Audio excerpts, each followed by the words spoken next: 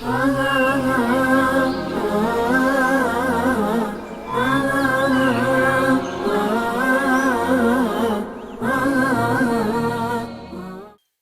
نام خدا، درود و صلوات به فرستاده او. سلام و درودی به پیان بینندگان عزیز. اینک برای ما باز ماهی رحمت، ماهی مغفرت، ماهی دوری از آتش دوزخ فرا رسید، یا خود به اصطلاح دیگر ماهی فرصت ها.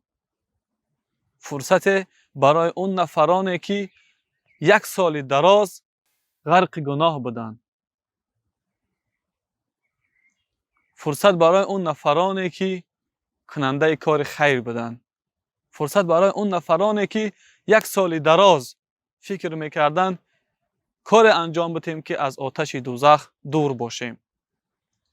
برای اون نفرانی که گرفتار جین و عجینه و این خرافات ها بودند. فرصت برای اونها فرا رسید. پیغمبر خدا درود و صلوات بر او میگوید با قدوم شب اولی رمضان شیطان ها بسته می شوند و جین ها دور می شوند و درهای جنت باز می شوند و یگان در از جنت بسته نمی شود و درهای جهنم بسته می شوند و یگان در از جهنم باز نمی شود و ندا کننده ندا می کند ای اون نفری که سال دراز سعی و کوشش میکردی تا کار خیر انجام بدی. ای اون نفری که فرصت میخواستی این سال درازه که غرق گناه بودی. هر شب با خود فکر میکردی خدایا چطور از این گناه ها دور شوم. خدایا یک فرصت به من بده که به نمازی را ترک کنم، نماز شروع کنم. این کارهای گناه و معصیت دور کنم.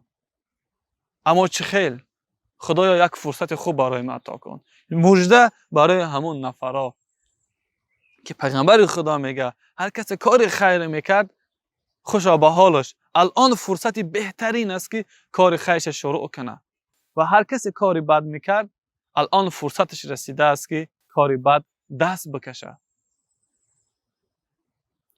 و خداوند یک گروه را لایق به اون میداند که از آتش دوزخ دورشان کنه.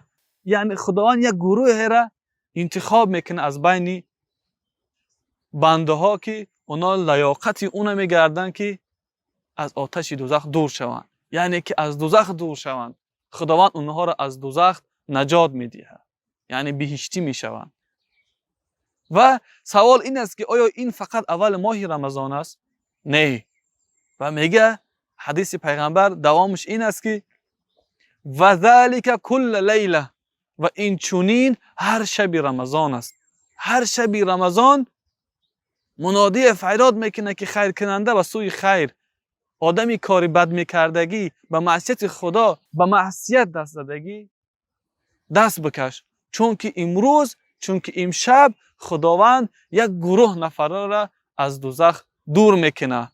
سعی و کوشش که در این گروه شامل شای. پس فرصت خوب رسیده است تا که ما از رمضان خوب استفاده بریم و نکند و رمضان برود و ما باز با همون گناه های خودمان باقی مانده باشیم. با امیدی خوشی و خوشحالی و عبادت مستحکم شما را به خدای منان میسپارم.